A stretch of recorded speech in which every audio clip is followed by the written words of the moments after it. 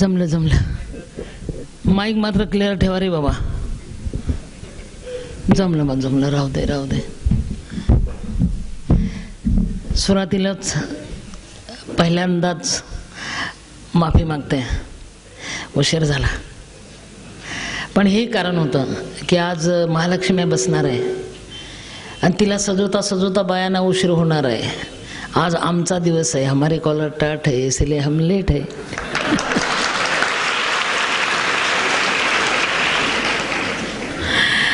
आजकाल प्रश्न पडतो, किसे अपना बनाऊ कोई काबिल नहीं मिलता. फक्त सिटी मारू देऊ नका, इतकं क्लिअर करा.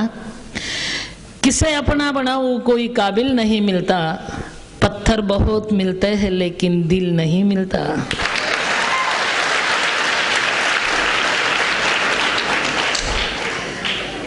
आणि मेहत्रे साहेब खरंच तुमचे मंत्री दिलवाले आहेत. उसके बगैर हम मिल ही नहीं सकता बाबा. ओढून आणलं अक्षरशः मला. गुणाचं लेकरू आहे तुमचं खरं. त्यांच्या आग्रहामुळे, त्यांच्या माझ्या मागे त्यांनी असे CID लावले होते, क्या बात आहे. सगळ्यात म्हणजे अगदी पॉवरफुल अरुण, माई तू कहा आहे म्हटलं, भाग जाती अभी मैं नहीं आती. आणि योगायोगाने उशीर झाला. खरं सांगू, जब वो आए तो चेहरे पे रख रखाव था. जब वो आए तो चेहरे पे रख रखाव था, मगर वो नहीं देख सके जो मेरे दिल का घाव था.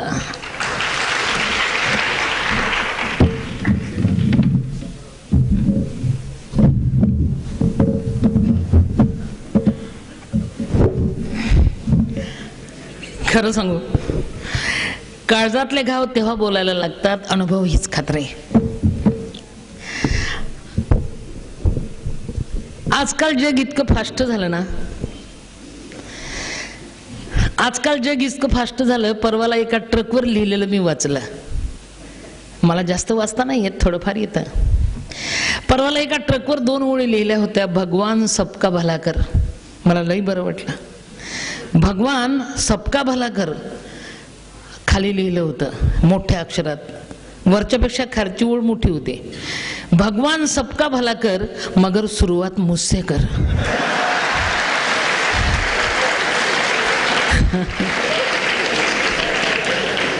म्हणजे भूल गया तो क्या करे. माझ्यापासून सुरू झालेलं बरं. म्हणून एक लक्षात घ्या, यादे है आपके वादे है, यादे है आपके वादे है, इससे जिंदगी नहीं कटती, ये तकला दो इरादे है. शब्दाने पोट भरत नसतं, फिर भी दिल में खुशी है. एवढा उशीर होऊनही सभागृह भरलं पण कमी झालं नाही, याचा आनंद आहे. दिल में खुशी है, जिंदगी में बहार है, मैं मर नहीं सकती अभी क्योंकि आपका इंतजार है.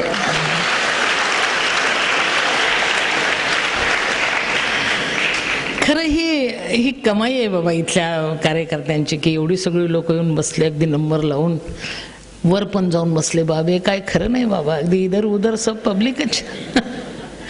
म्हणून एक लक्षात घ्या, मी सुरुवातीलाच कबूल करते, चुकलं माकलं माफ करा. मी मराठी 4थी पास आहे. पास आहे पण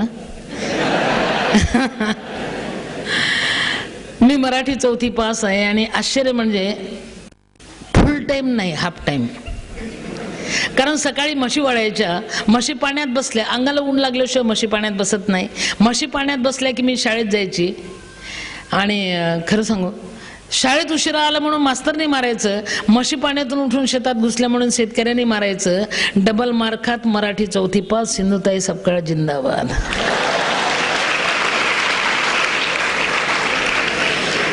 पण हे तेवढंच खरं आहे, जरी मी मराठी 4थी पास असेल तरी मी एक पुस्तक लिहिलं. माझ्या पुस्तकाचं नाव मी वनवासी आहे. आणि मी लिहिलेलं पुस्तक, आश्चर्य, मी लिहिलेलं पुस्तक कर्नाटकात 10वीच्या अभ्यासक्रमाला आहे. मी लिहिलेलं पुस्तक कर्नाटकात 10वीच्या अभ्यासक्रमाला आहे, महाराष्ट्रात नाही आहे. याचं कारण आहे, या महाराष्ट्रात मोठं व्हायचं असेल तर मरावं लागतं बाबा. या महाराष्ट्रात मोठं व्हायचं असेल तर मरावं लागतं. मेल्यानंतर माणसं जिथं मोठी होतात त्याचं नाव महाराष्ट्र आहे बाबा.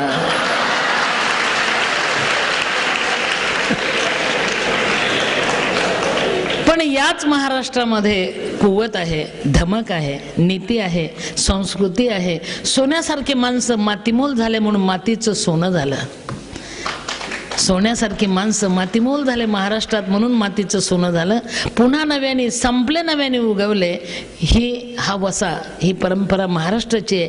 म्हणून मी खरं सांगते की मी महाराष्ट्राची आहे, मी महाराष्ट्रात आहे. अजून एक सांगू, बहिणाबाई महाराष्ट्राची आहे, गाडगेबाबा महाराष्ट्राचे आहे, कोण नाही महाराष्ट्राचं. आणि तुम्ही जिथं आहात ते तर तीर्थक्षेत्रच आहे. म्हणजे महाराष्ट्राचं सगळे हे महाराष्ट्रात झालेले आहे. पण एक खरं, भांडवल किती होतं त्यांचं. गाडगेबाबा एक झाडू एक मडकं, बाद जिंदाबाद जिंदगी. हे माझ्या टिपूजी सारखा संत कुणी नाही जगी.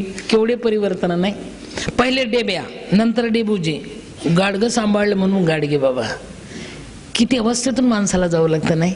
माझ्या डेबूजी सारखा संत कुणी नाही जगी, ज्यानं ऐकियले बोल त्यानं लुटली रे सुगी. गाडगेबाबा अंगी चिन्ह्याचं लियाले, अंगी चिन्ह्याचं लियाले, हाती ढोबर मातीचं, दिसा फिरण कितीही चाले कीर्तन रातीचं. लाखो रुपयाची राशी ही त्यांच्या बोलीनं खेयली. गाडगेबाबा लाखो रुपयाची राशी ही त्यांच्या बोलीनं खेयली, एका तांब्याच्या पैशाले नाही नजर चयली. गाडगेबाबा किडे जलमेगा किती, गाडगेबाबा होणे नाही. किडे जलमेगा किती, कोण मोजते त्यायले, हिरासाच व्हावा ग पुन्हा वऱ्हाडी मायले. माझ्या गाडगे बाबाचं मोठपण सांगू काय, माझ्या गाडगे बाबाचं मोठपण सांगू काय, आम्हा वऱ्हाडी लोकाची तीच होती बाप माय. हा आमचा वसा, ही आमची परंपरा, हा आमचं जगणं. ज्यांच्याकडे काही नव्हतं तेच मोठे झालेत, ज्यांच्याकडे काही नव्हतं तेच मोठे झाले. तुकाराम महाराज, तुकारामाची जिजा 1000 वेळा शिव्या घालत होती, पण ज्यावेळेस ते टाळविना घेऊन पंढरीचा रस्ता धरत होते त्यावेळेस बाई अशी असते, लक्षात घ्या.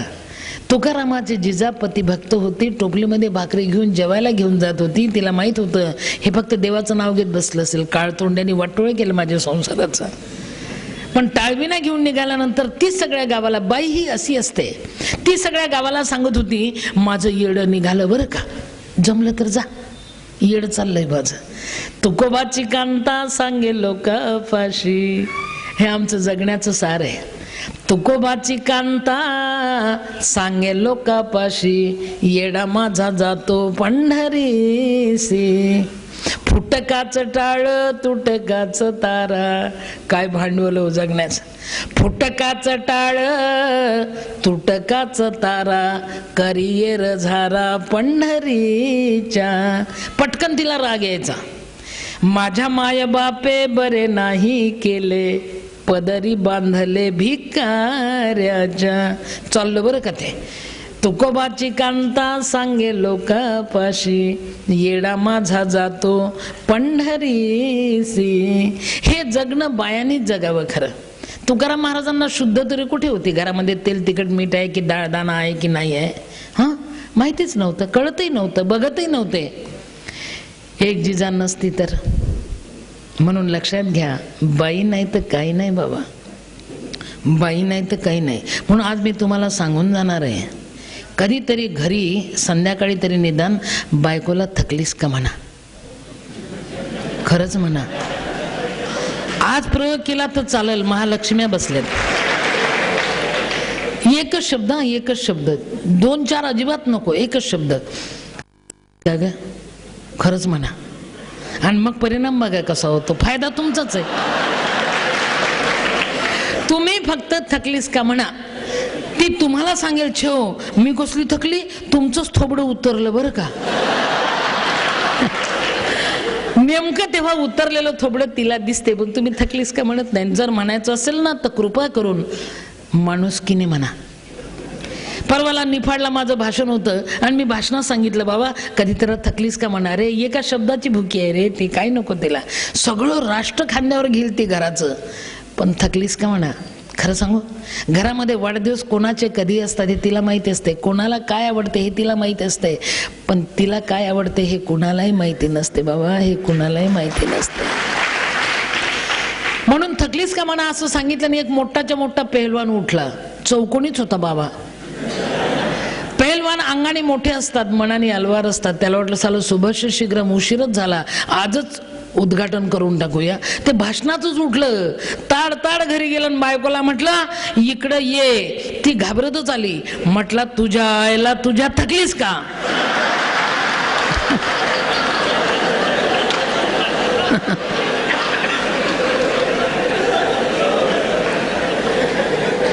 खरं खरं सांगा, असा ट्रिपल पोलिओ दिल्यावर ती थकल का.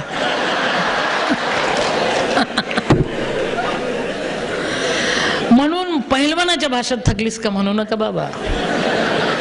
तुम्ही अलवार मनाने म्हणा, किती ग मरमर करतेस, नाही सकाळपासून संध्याकाळपर्यंत मी बाहेर जातो, घरी नसतोच, तू सगळ्या जागा रिकाम्या भरून काढते, किती ग करतेस, नाही थकलीस का ग. ती तुम्हाला सांगेल, तुमचा हात धरेल, जवळ येईल, हळूच सांगेल, खरं सांगू मी थकली नाही हो, पण असं कधी कधी म्हणत जाव, लई बरं वाटतं हो खरं.